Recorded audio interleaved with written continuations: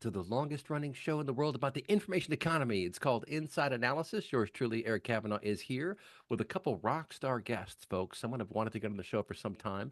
Christina Garnett is here of Pocket CEO. She's a fractional chief customer officer, CCO, I should say. And Andrew Turner of Praxi, industry legend, and we all know that. And we're going to talk today about the innovator's dilemma. What do you do when everything is changing all around you? What do you do? How do you plan for the near term? How do you plan the next quarter, let alone the next year, when everything is changing? And yes, we're going to talk about AI. We're going to talk about large language models. And I'll just throw out a couple quick thoughts. I was talking to a guy who was one of the co-founders of Paxata last week, and he made some really interesting comments that reflect what I've been thinking. He said, with these large language models, I've started to ask myself, well, how do I think? How do I reason? And could I think if I didn't have language? And the short answer is, yeah. I mean, dogs don't really have language. They can think, they can sort stuff out. But you do need a language for, I think, deeper, more complex thoughts and for coming up with concepts and being able to reconcile them and understand and plan and be strategic and really be thoughtful and human. We're going to talk about that crazy thing called human intelligence today. Don't let the cat out of the bag too soon. But it's going to be time for empathy. It's going to be time for being human, right? Because AI, well, they say AI will take jobs. I mean, it kind of already has, certainly in the marketing world, but really it's kind of creating 10x marketers, I think, because you shouldn't just grab what your chat GPT says or your Gemini and run with it. You should always take a look at it, vet it. It does hallucinate, but it is changing things. And I think the text generative capabilities of these engines are just scratching the surface about what they're going to do in the near future. But with that, let's bring in Christina Garnett. Follow her on Twitter. She has an awesome Twitter handle. I love your stuff. You're always cracking me up. And because I've liked it a few times, you're always at the top of my feed. So that's how the algorithms Oh, work. lovely. Yes. I'm honored to be here. Thank you so much for the invitation. Yeah. So tell us about yourself as fractional CCO at Pocket CCO, and what's your advice to your clients and your friends and colleagues about how to navigate through these wildly turbulent waters? Yeah, so my career spans everything from working with small businesses and startups all the way through agencies and Fortune 500 companies. I was recently at HubSpot for 3 years. I ran our advocacy program called Hub Fans, which is very near and dear to my heart and very much is tailored to what I do now as Pocket CCO, which is a fractional chief customer officer for startups and agencies, because you need to have someone who's advocating for your customers, who's really paying attention to what their experience is like, what their journey is like, and how can you make it a better experience for them, but also make it easier for the teams that are having to provide that experience. They don't know what they don't know. And Right. so for me, so much of my work is relational and building those true connections, which yes, take time, but also tend to be a lot less expensive than all of the other things that you're going to throw at your customers. And so with what I'm looking at and how I'm navigating and talking to my clients about this and how to prepare is use AI. I'm not against AI at all. However, there needs to be safeguards as to what AI is going to touch and what has to stay human. And then how can we protect that human side? Because the base emotions of humanity have not changed. There's a reason why in the year of our Lord 2024, we still use rage bait. There's a reason why they have different emojis on LinkedIn and Facebook to be able to let you identify your reaction to something.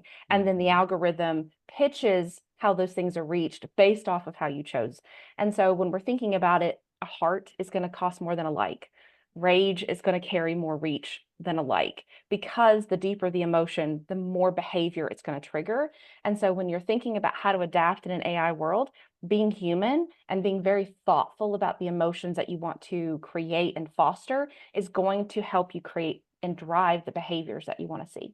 Yeah, that's a really good point. And I remember there was this testimony in Congress. I think it was a guy from Facebook, and they were talking about what you just mentioned, which is engagements. And the Mhm. scoring was like 5-1, Yep. anger over happiness or something. And they're like, well, go for anger because that keeps them engaged. And then they're more engaged Deeper in the emotion. platform.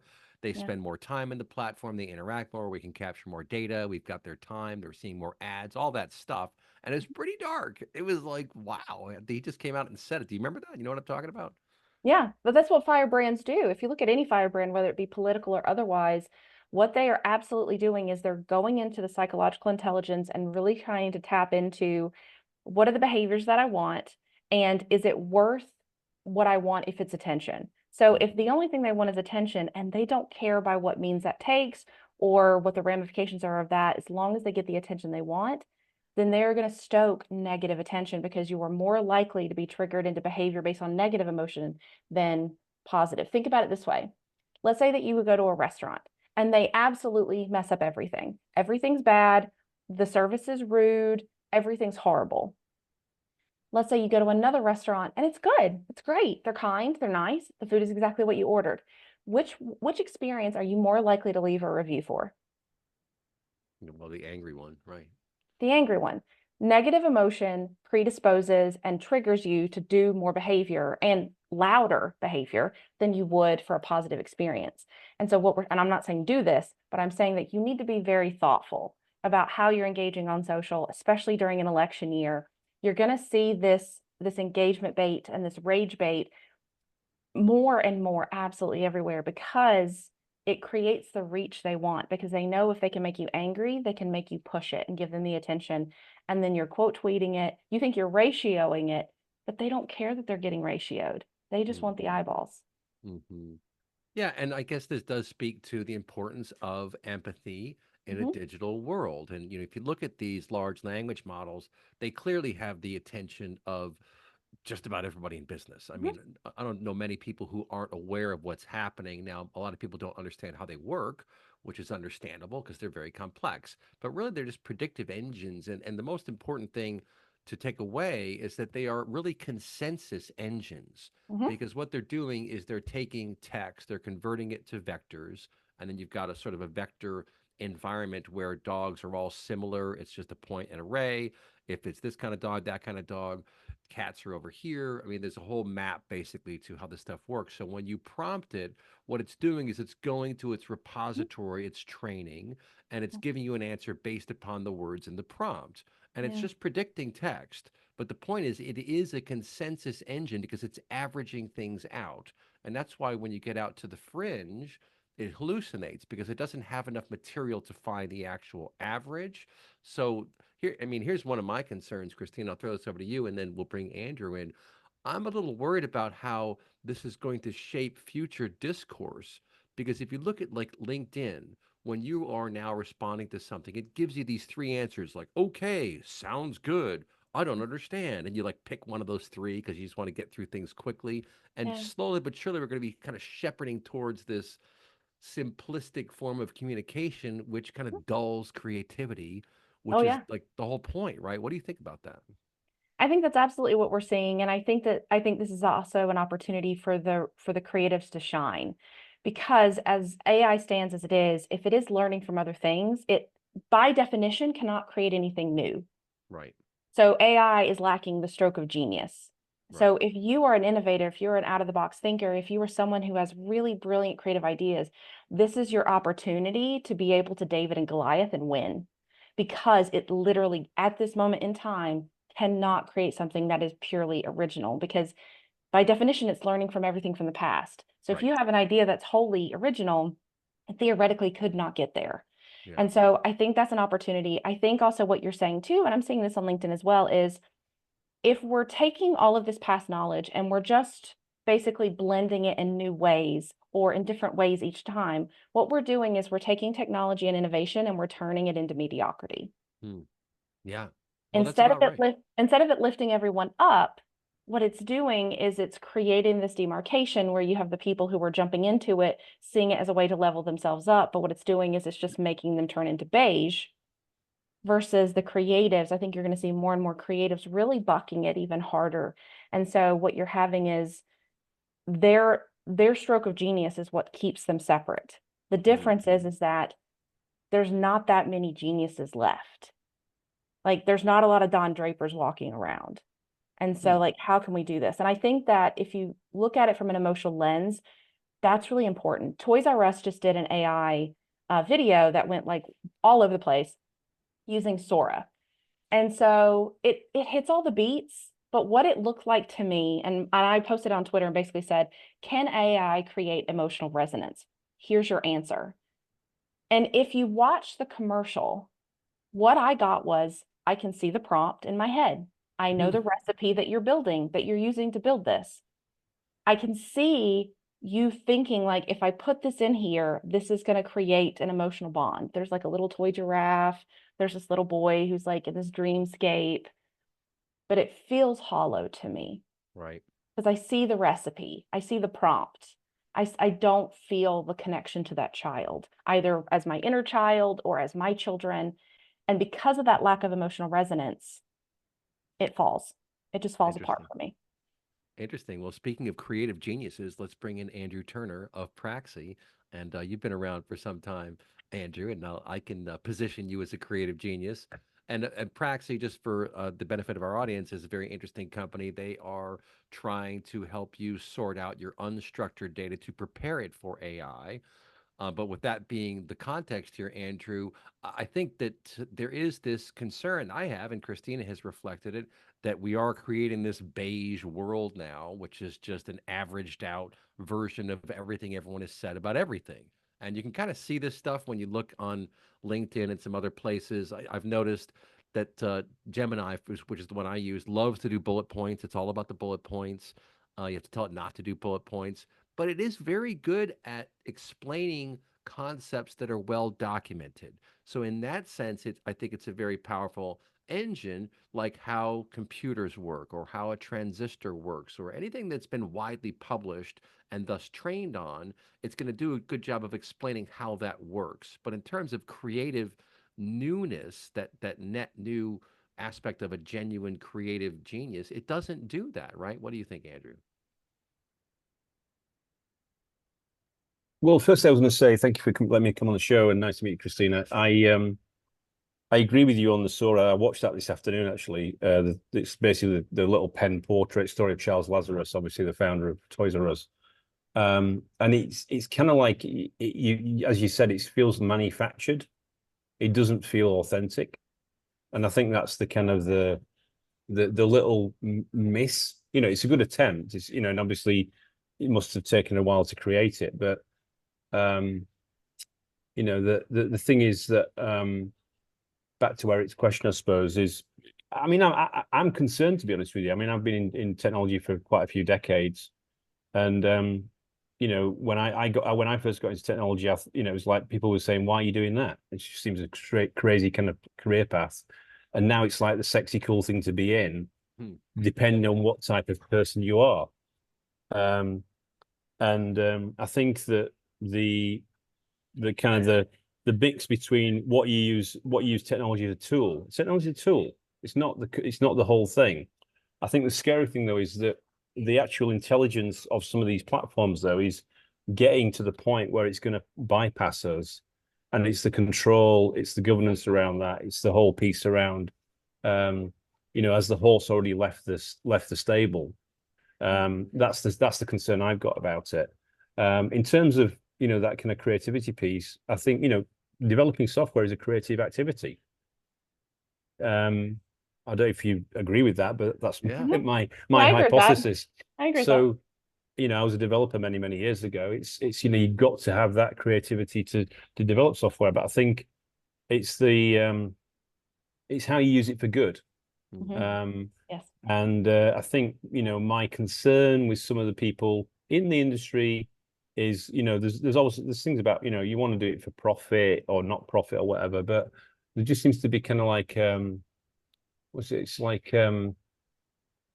Dr. Evil. You know, some people out of you know, like out of Austin Powers, you know, it's like $1 million. It's a bit like, you know, it's a bit like that sometimes. I feel some of these people who are held up as, you know, tech rock stars need to kind of like get their humanity back in some way and be more authentic, be more grounded, and you know, it's be kind, be empathetic, and work out how we actually build an emotionally intelligent product or service rather than actually a more robotic service. Because I think the point you made about the Sora thing was a great example. If Toys R Us think that's a great outcome, it's a good start, but it's not the finished product. Yeah. So it's a complex topic. This is a complex topic. Yeah, it is. And, you know, I'll just throw out another bit of a curveball here. if you think about Silicon Valley, and there's the famous quote, I think it was Steve Jobs, or it was about Steve Jobs or something, it referred to the reality distortion field that surrounds Silicon Valley, and it's very true. And I sometimes view it as a function of root rot, meaning there's been so much money poured into so many companies coming out of Silicon Valley for so long that they've kind of lost connection with reality. And I see that from some very, very intelligent people who are founders of startups in the data and the AI, the analytics space, which is what we cover. And I'm just shocked at how little they know about marketing or media or how to do media. They just have absolutely no idea. I'm like, how is that even possible that you are that disconnected? And I could rant and rave all day about that. But what I'm going to point out, and we could pick this up in the second segment here and go a bit deeper, is the empathy is really, really important, and being human. One of my best friends is a developer. And he spent years in the music industry and he's done a bunch of other things, but he's mostly been a developer in San Francisco Bay Area for 20 some years. Big, big companies, very, very good at what he does. And, he talks about how when he was in the music, everyone was like, oh, it's all about the music, man. It's all about the music. And he's like, actually, it's not. It's about the people. And it's about the people in the music industry. The people are the ones who create, the people are the ones who promote. It's always about the people. And so that's the case in corporations, in enterprises, in small business, in big business, wherever you go, it's always going to be about the people. So it's not the AI, it's not the code, it's not the end product, for example. It's always going to be about the people. And here's the curveball I'll throw. We'll pick this up after the break. I just read yesterday, I think it was across a good information source called The Information. It's like a newsletter, and they charge for their service, but they get good stories. And they interviewed someone from HSBC who taught, which is the Chinese bank, the big Chinese bank, who talked about how they hired 50 people from Silicon Valley Bank when SVB collapsed, whatever it was last year and a half ago, and have since Well, picked up they actually 300. bought the UK Oh, operation. that's right. That's right. They bought the UK. So they got the staff and they got 300 startups working for them, which is like, hello, warning sign, Silicon Valley, red alert, red alert. The center of gravity is now in Shanghai. Okay, you've been like the whole tech industry has been shanghaied. So we're going to pick that up after the break, folks. Stand by. You're listening to Inside Analysis.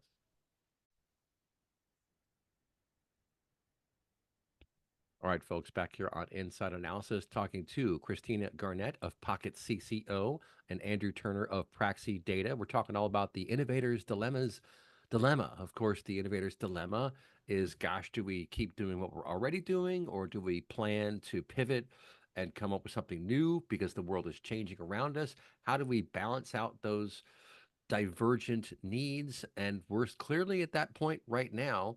I know that there are some CEOs. In fact, Steve Lucas of Boomi was telling me that he put out a mandate that everyone in the company use Gen AI, just play around with it, use it. I can tell you this, it's great for graphics. I mean, you think about the companies that made all their money on photographs. I can't think of there's a couple big ones. I can't think of the names, but they charge a lot of money, like a picture of a kid at a baseball Getty, stadium. Getty and Getty Shutterstock. images. Like, oh, we want 207. Like, is it going to be for print, or what size do you want? And it's like, okay, that business model is out the window. They're getting into AI too. They've Are added they? AI to incorporate it into their business model. Yeah. Well, that's good. And so, like, just another one in our industry, in the BI analytics industry, Alteryx has done something very clever with what they call magic documents, where you can basically take a report, like think a profit report, like a P&L, profit and loss report. You feed it into the engine and tell it the target system, like I want a PowerPoint presentation, I want a Word document, whatever you want, and give me a 15-page presentation from this report. Boom, done. It just bangs it out, and then you go through and polish it up. And then you could tell it, now write it in the voice for the board. Now write it in a voice for the IT department. Now write it in a voice for our investors, for example, and boom, it'll just do it. Now that is brilliance. That is going to save their company. It seems to me that's an excellent use of this technology. But just kind of throwing over what's happening here, I'll throw it back to you, Christina. I think it's going to be very important to know who you are. It's like the Seinfeld line, I know who I am. Do you know who you are? You got to know who you are, understand what you want to accomplish, and look at your people and talk to them and figure out. I'm talking on a weekly, if not monthly basis, how you're going to adjust what you're doing to leverage these technologies and not lose yourself. But what do you think, Christina? I think it's definitely a threat to knowledge workers. Your degree and what you knew and what you were able to essentially communicate was your entire remit. It was why you versus somebody else. Right. And if AI can read all the blogs you've written and it can read all the books that are about a certain topic, then where is the differentiator? So I think that there's definitely a positive and a negative. What I'm seeing in the tech space, and I want to reiterate, I'm not anti-AI. I am very protective about what I think it needs to touch, though. And I think right now we are in this phase where AI is in this not so hype cycle, because I don't think the hype cycle is going to stop. I don't think it's going to burst. I think what you're going to see is ramifications and regulation. Hmm. I don't think Yeah. it's going to pop out of nowhere. I think what you're going to see is it being, I think you're going to see guardrails. But what I'm seeing is a lot of knowledge workers doggy paddling to try to do their current work. A lot of them are already doing more than their regular work because there were teams that were laid off. Everyone's on like full high performance culture. Let's go. Let's do 10 times more. Now you have AI and that's the tool. So what's happened is you're having leadership be like, we don't need to hire someone else. Here's AI. You don't need Right. more resources. Here's AI. Right. Right. Figure Right. it out. Right. And they're having them say, like you said, like, hey, play with this. And I'm fine with play with this, except I think that we need to be thinking about it in short term and long term. When ChatGPT first came out, there was a lot of issues because they had not been very clear, or there wasn't this clear understanding of, if you're putting confidential data into this piece, it's going to go into the learning model and therefore you're going to get in trouble. And I think it was Samsung, but there were some developers and engineers that were specifically they were basically using it to fix their code, but Right. it was proprietary code, Right. which is obviously an issue. Right. But if you tell people, even if they're using good judgment, people are going to be like, well, my boss said I should play with this. Right. And they're not going to go to the next level and be like, but what actually should I be able and feel comfortable putting inside this thing, knowing that it could be an issue? Is Right. this proprietary versus is this something we'd have on GitHub so it's fine? Right. So you have that issue, but then also you're basically giving that AI as a life vest to your team, but some of those people are never going to get picked up by a boat. Hmm. Ooh. They're going to get left in that ocean. They're going to get Yeah. laid off. They're going to continue trying to up level and do what they can, and it's still not going to be enough because they're a number on a spreadsheet. And Hmm. so I've seen a lot of conversations, and I think AI is a huge differentiator and a huge boost for startups specifically because they don't have the headcount. And now they're able to have like 10 different alternate versions of this specific email based on tone of voice and projected audience. That's Hmm. amazing. And for startups, that can really get them to the next level. But when you have enterprise companies that want to cut their staff so they have startup overhead, but they have enterprise revenue, you're seeing a lot of middle management getting cut. You're seeing a lot of front end workers getting cut. And Hmm. what's wild is I'm seeing tons of people in the customer success space being cut. And my gut thought is that is the person who touches your customers. Right. That's That's the right. person that they call when they are mad, when they are happy, when they are sad, when they are frustrated, when it's broken, when they need help, when they need empathy. And you've literally cut the front line of that relationship and didn't realize it because they were just a name on a spreadsheet. Right. No, I agree with you. I mean, I think companies have to be very careful about who talks to the customer, and you want nice people to talk to the customer. You're starting to see, I think is it Discover that advertises that their call center is in America and is 100% American? Because I had a call center of a guy in some other country, and I won't name any names, but he was not very friendly and just didn't care. He was just getting through the process and XYZ, check these boxes. And I was like, well, guess what? Then I'm not going to pay you guys anymore to use your service. And I'd been using them for like 11 years or something. This is an email marketing platform where someone complained. And I get it. People complain sometimes. That happens. But the guy was so rude. I was like, well, fine, enough. We're not going to pay you anymore. And that customer churn. It happened. You have to be careful about that. So balancing out, as you suggest, between emotion and doing the right thing for your customer and paying the bills and staying on top of things. I get it, but there are cultural disparities, and you Mhm. have to be cognizant of these things. And different things are done in different cultures, different ways, and that's a I, big deal. But Andrew, I'm going to throw a bit of a curveball at you because I saw, speaking of OpenAI and Gemini, OpenAI just bought Rockset last Friday. I guess they announced it, and Rockset, as you may know, is it's one of these analytics engines. They ingest data at scale and they immediately index it. I think they create 3 different indices from that data in order to facilitate Q&A and answering questions about whatever the data is showing you. It's largely for machine data from different systems, but still they can pull data from ERP, from CRM, from Salesforce, from any number of things. And I was like, oh my, I know what they're going to do here. They're trying to essentially circumvent the whole traditional business intelligence and reporting world by pulling in all this data to your chat GPT instance, to your vector database. And all of a sudden now they have solved what a whole, like 879 different products right now are solving different pieces of. They're going to try to solve all of that. And I think that's a real threat to the industry. What do you think about that, Andrew? Wow. Actually, it's funny because I was actually talking to those guys at the AWS Summit in London about 2 months ago. They've got a really cool, what do you call it, swag. They've got like a little guy. Anyway, no, I think so that's a multimodal database platform. And the reason I think they've done that is because effectively, if you look at the current customer journey that a Microsoft OpenAI customer has to go down to get value out of all this hype cycle that's been going on, it's very, very onerous. So they dealing with data at scale, which is what we do at Praxi with our classification curation capability. That's the problem. You can't import a terabyte of data into ChatGPT and get it to tell you something. It's just you'd be there for it will either break or it won't work. Right. So obviously architecturally they've got some work to do. So I celebrate that announcement. That's great stuff.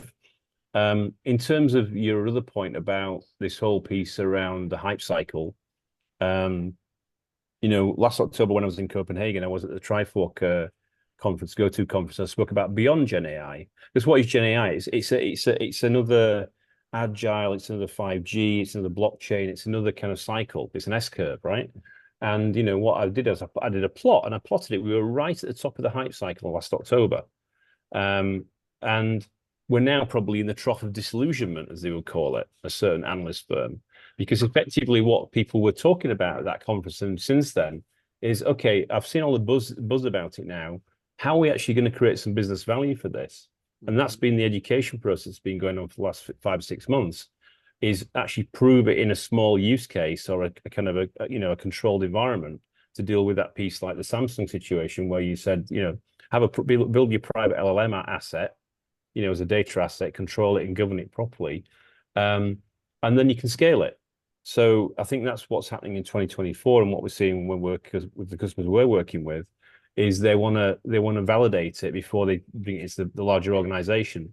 But the big thing I was saying last year was, and it still applies, it's really a wake-up call to the CEOs and CFOs to say, okay, how do you model your organization post-Gen AI?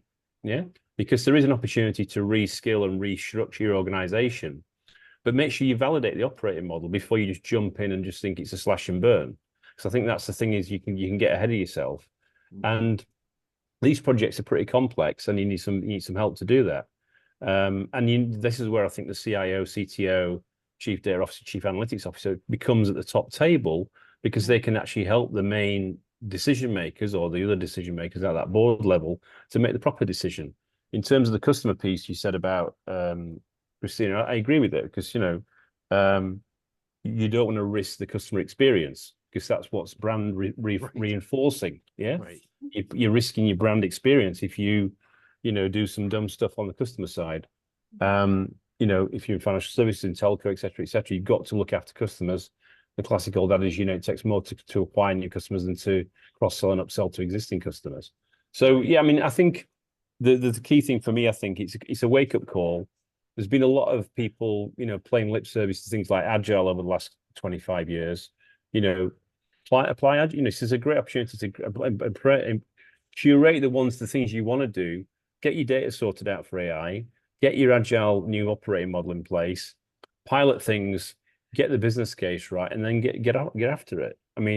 You can't ignore it. You can't ignore this stuff that's going on, but it's how you consume it and how you adopt it. and that goes back to basic getting the right people around the table. Right. You know, I find it incredible that, you know, we all kind of like lost our minds last year about, oh, you know, Chat GPT 3.5, blah, blah, blah. And, you know, all these kind of things. There's like an LLM leader table, you know about this, Eric, where, oh, how many billion things have I got in my LLM? Who cares? Who Right. cares? Let's work out where the value is, Well, right? I have Like to it's say, like a race. It's like, you know, it's like it's unbelievable. Oh, you know, like look at my llama's got 70 billion. Oh no, mine's got 72 billion in. It's like, Jesus right. Christ, guys. You know, can you work on something that's a bit more exciting or important? Well, I don't know. can I just tell you something? I found this kind of amusing. I remember leading up to the debut, because GPT's been around for a while, right? It's not terribly new. It's like 3 or 4 years now they've been working on this stuff, and there were some early indicators. Google, in fact, you could see like 2.5 years ago was finishing your sentences if you were in Gmail. I'm like, all right, so it's starting. You were starting to see reflections of this. But I remember like reading like, oh, we can't release this or it's going to end the world. And whoever controls this will control the universe and all this stuff. I was thinking, what is this secret weapon they keep talking about? And I'm like, oh, it's an engine that writes poetry. Like, what? How is it gonna destroy the world? I'm like, I'm not fully mapping this in my head. And it's like, okay, it is very good at text generation. It's very good at image generation. There's no doubt about that, which is very, very interesting. But it's just text and images. And again, it's just the average of stuff. Like the text is just the average of what people have already said. So, there are some very interesting use cases for this. I've heard, and this is, I think, where the magic is going to happen is in workflows. So there was someone who was using it, using one of these engines in a workflow to send letters like thank you letters to customers, or it just automatically spins out letters, kind of like it used to do a mail merge, basically, but it'll do a slightly more personalized mail merge. And then I think what's going to happen is human beings are going to be more in the curation mode. And this is for just rote stuff, rote communication that has to go out the door or should go out the door. Well, That's a good use case. you can't get away from the fact there's tacit knowledge up in this Right, bit of furniture, right? right. There's Human tribal knowledge, intelligence. there's tribal knowledge, there's human intelligence, right? That you need to transpose into a model. You need to get your act together on controlling that, because obviously if you're going to lay people off, if you're going to restructure, how do you get that tacit knowledge, tribal knowledge? You know, how do you build that corporate memory? Yeah. Right, So for your organization. right. I mean, one of the things, there's a few books I mean, in terms of innovation, we talked about the innovation dilemma piece. Obviously, this is Clayton Christensen, famous Clayton Christensen's book, which is obviously a bit of a masterpiece. But some of my guests from my podcast, the G&T sessions, there's one that's a guy called Tendaya Vicky. He wrote the book Pirates in the Navy, which I would highly recommend to people to read. Hey, let's bring There's this up out of also the break, folks. Hold that thought. We'll be right back. You're listening to Inside Analysis.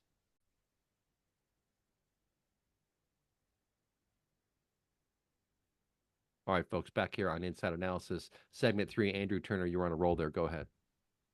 Yeah, no, so just saying there's a few books that I think if any CEO, CFO, or board members listening, there's a few books about how do you embrace innovation in large organizations. And I think the reason I'm mentioning it is because a lot of these big S curves that hit organizations, blockchain, Gen AI, et cetera, it's the same. You could say I won't say it's the same story, the same hero's journey, but you've got to work out how you start organizing yourself for change, an organization for transformation, and working out which bits of this new technology is going to actually be able to embrace. There's a few books: Pirates in the Navy, Tendaya Vicky, Be Less Zombie by Elvin Turner, Be no less a relation. zombie.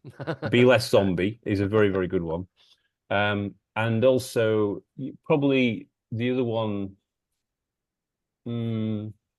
I mean, the stuff that I love is a guy called Christopher Lochhead, who you probably heard. He wrote the book with a few other gentlemen called Play Bigger, which is a bit of a Silicon Valley Bible. You probably know that, Christina. He's also been on my podcast. He's been on my podcast as well, and he's an absolute legend. He's a pirate, and he runs this thing called Category Pirates. So if you want to redefine your organization and restructure that, and think about using these technologies to help you to do that, and also think about the customer experience, which is obviously top of your agenda, Christina, then these kind of books are the kind of things you should do, because you need to think about how do you insert the right people in your organization, back to the human intelligence piece, to trigger those kind of conversations, because some people, unfortunately, are in roles that they don't embrace innovation enough. They're scared of it. Yeah, Right. it's kind of. I was at a conference in I'll just finish off on this. I was in a conference in March in insurance, InsurTech Insights in March in London, and the CEO of QBE Insurance, it's a very large, top 10 global insurer. Andrew, he was talking about he's been there a few years, and he was trying to educate the whole organization to be braver, to not to be, because it's obviously based on risk, right? When you're insurance, you're talking about risk, you're thinking about risk all the time.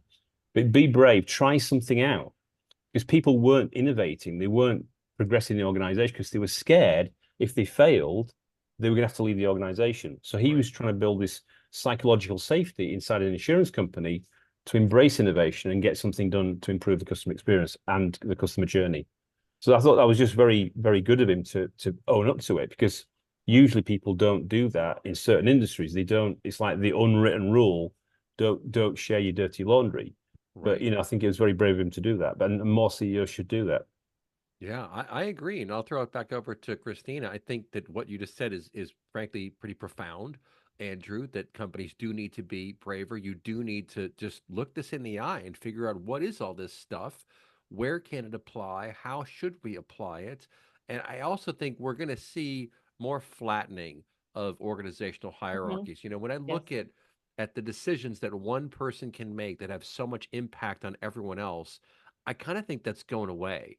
And if you look at this is a bit of a curveball, Christina, but think Mhm. about the Uber phenomenon and the fact that very few people who are on the front lines of Uber ever talk to anyone in corporate. There's Mhm. no politics at all. You just log in and go do your thing. Now, there's some politics, I'm sure, at corporate, but I think that the straw in the wind tells me that a lot of these hierarchies are going to be broken down and distilled, and they're not going to matter as much. And I Mhm. think that individuals way high up in companies are going to lose power, and that's going to be a good thing because I Mhm. think that a lot of times those decision makers, they hold up innovation, they hold up progress just Yeah. out of sometimes spite and silly reasons. And I think there's going to be a lot of AI surfacing in the form of suggestions for what to do, for how to operate your business. And Mhm. it's going to be tracked when people go with the AI recommendation and when they don't. And it's Yeah. also going to be tracked how well they did after going with it or not. And I think that's probably going to be for the good overall. But that was a bit of a difficult question. What do you think about all that, Christina? No worries. I think it's definitely worth mentioning because I don't think the hippos know that the AI can hit them too. Yeah. I don't think they realize that they could be under attack as well. They're too busy seeing how it can help, like revenue flow and all these other things. The thing that I loved about what you both said is that I'm absolutely obsessed with game theory. And one of the things that I love about being in CX is that it is at its heart, it's game theory. What are all the different behaviors you could do? What are all the different choices you can make? And Right. how, if I'm doing a good job, can I make you go down the path that's going to be best for you, but also best for the company that I'm working for? And Right. so I think that's a huge opportunity when you're talking about like these decisions that you should be making. There's really no way to be able to quantify every single choice that a customer Right. could make. That's Like right. every single time they're like, here's the customer journey, and it's one page. I'm like, Right. no, no, That's funny. that's not the full customer journey, I can promise you. But I do love the idea of being able to use AI to be able to catalog that.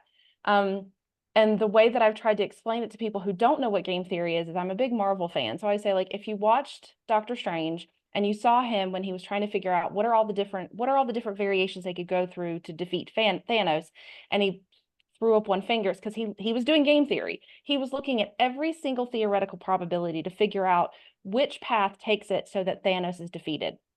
That is what you were looking at. And so I think a huge opportunity, especially if you're going to be leveraging all this data and pulling it into your own kind of LLM, is to really kind of look at it from how can I utilize this to play game theory so I can make very strategically Mm-hmm. managed risks. And Mm-hmm. so I think that you need to have someone that's able to create the prompt and create the styling and the parameters to be able to say, like, these are the outcomes that we do not want. These are the outcomes that we want to be able to remove risk, or we want to mitigate the risk in that situation. What are all the different paths this could take? And then you want the most empathetic person you've ever met that's on your team to be able to figure out, where can I nudge? So you were mentioning books. I'm absolutely obsessed with Roy Sutherland and behavioral psychology. I would read anything that man wrote. He could write something in a newspaper and I would read it. So, but really kind of thinking about if the AI is able to chug out this full-on customer journey with all of the different branches and all the different ways that they can go, and then you as the human are able to go in there and say like, all right, if this is all the major milestones that they're going to have with us as a customer, what can I do at each mile marker to make sure that it's not a good experience or a bad experience, it's a great experience? Hmm. What does that look like? And what can I do to nudge them to make the decision that I want, whether that be to retain, whether that be to upsell, whatever that, or to refer someone else, whatever that looks like. And I think that that's a really great opportunity for customer marketers, for CSMs, for chief customer officers to work with AI in a way where they each get to lead into their strength. You get the computer analytics and then you get the heart. Yeah. No, Yeah, I that mean, that's good stuff. Go if I ahead. just want to jump in there because it's quite interesting. Because I was on a call with one of our advisory board members, Roberto Marenco, this morning, who used to be at GE and then he was at a very big bank, and we talked about the use of platforms. And he's a chief data officer now in a very big manufacturing company, and he was saying that he'd like to have a mirror on the wall, literally where he talks to the mirror. It's like his digital twin, his mirror, and he says, "Okay, am I good? Am I compliant?" Yeah, these are the prompts he wants to know, and they use the system to in real time basically work out this is the way the business should be operating. These are risk areas, these are opportunities, and this is where I'm operationally resilient to external market forces, to external customer things, to external audits, or bank reviews or whatever. That was his vision of where we could use what we're doing at Praxi to help him as in that type of executive role. So it's interesting what you just talked about, because if you apply that to the customer dimension, that's exactly what you're trying to do. Is you're trying to work out, okay, down that journey, you map out all the different variants. It takes up half the side of the San Francisco Golden Gate Yes, Bridge. Yeah. yes, yeah. And you can't do that. So how do you use intelligent systems and how do you have the data in a good place, in a good, healthy, quality state, where you can rely on those decisions and make quick decisions to actually improve the business? So yeah, it's I think it's a fantastic opportunity to transform things. It's just being brave about it. It's going back to being brave, getting the right people around the table, and making the right moves, and not just procrastinating and sitting on your hands. Yeah. It's like, I think that's the biggest danger with some organizations. They're just too big to move. Yeah. So they think they are. That's Dance like an elephant. No, that's true. And I think these are all excellent points here. We got the podcast bonus segment coming up next, folks. But very interesting conversation. And I agree with both Andrew and Christina. Number one, you have to be brave, but you also have to be human and really think through this stuff and just map out. I mean, for big companies, it gets hard because you have so many employees, but you can distill it down. There are salespeople, there are marketing people, there are administrative people, there are accounting people, there are different people involved. And all of these jobs are in the crosshairs. I got to tell you, accounting, you want to talk about something that's in the crosshairs of machine learning, accounting, you're already seeing it when you go into QuickBooks. It's like suggesting things for you. There's only so many businesses out there. There are only so many valid business expenses out there. So a lot of this stuff is going to be nailed down. And that's good because machine learning is great at tackling the tedious. But the podcast bonus segment is coming up next. We'll be right back. You're listening to Inside Analysis.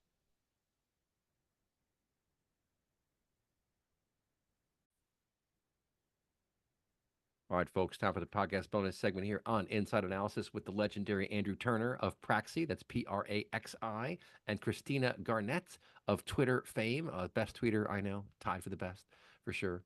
Very human, very fun, very energetic, opinionated, but only in good ways, only good opinions, right?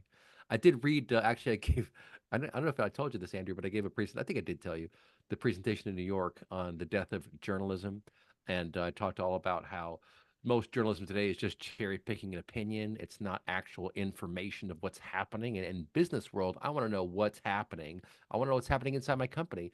And we did a show a couple of weeks ago with the guy Neil Haunch from Silicon Foundry. He told me something I thought was very encouraging, and I think it fits right into what Praxi Data does, and that is leveraging unstructured data in your organization for, wait for it, knowledge management. Remember that? Remember knowledge management way back like 40 years ago? It was going to save the world.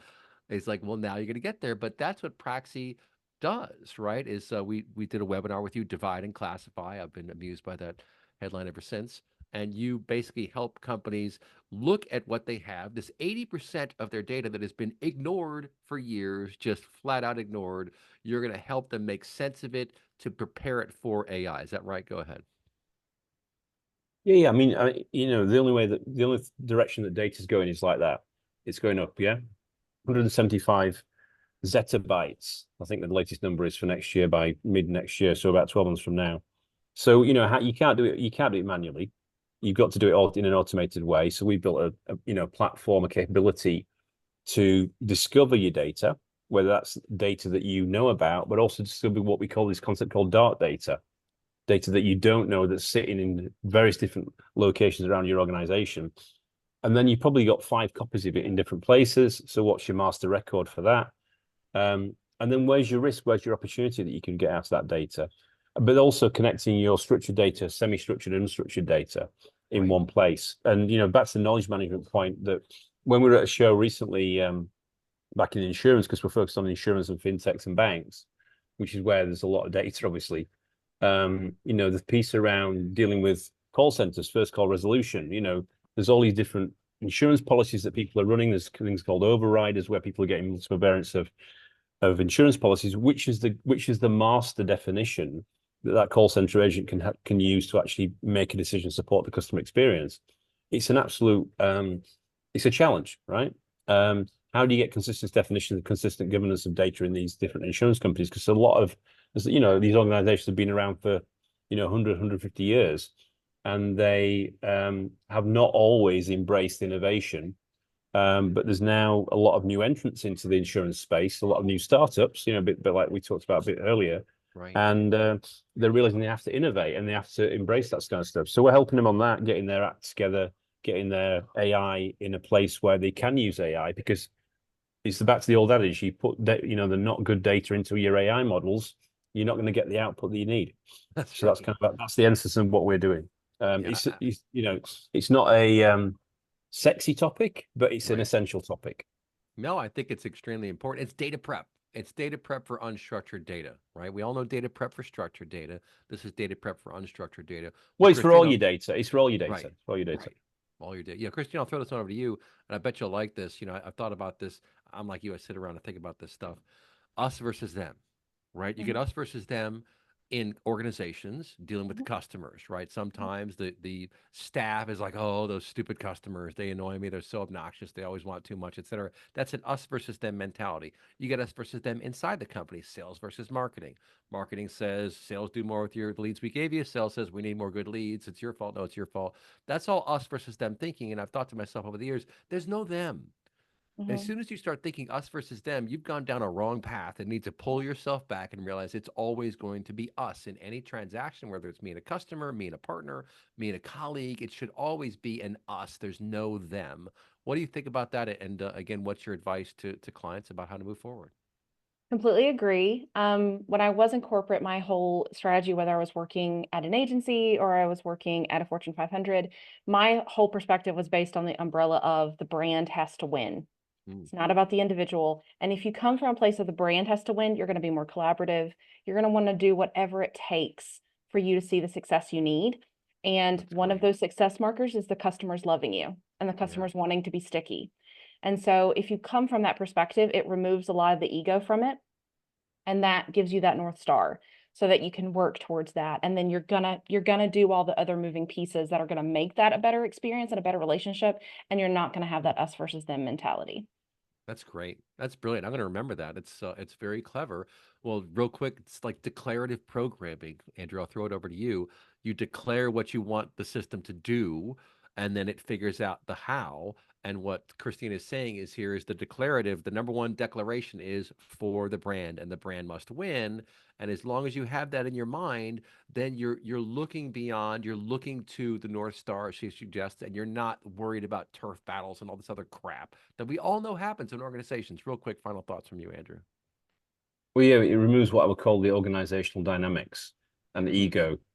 Because the one thing that usually most people can't argue with is what's right for the customer. Yeah. Do the right Dorath, as they call it in Viking speak, do the right thing. So Viking speak, I love it. We've closed on Viking speak Folks, look these two up online. They are absolute rock stars. Christina Garnett on X, and I'm sure you're on LinkedIn as well, and Mhm. Andrew Turner of Praxi Data and the Pocket CCO. If you want to be in the show, send me an email, info@insideanalysis.com. We are booking the second half of the year right now. Yeah, it's almost July. Year's almost half over. That's crazy. We'll talk to you next time. You've been listening to Inside Analysis.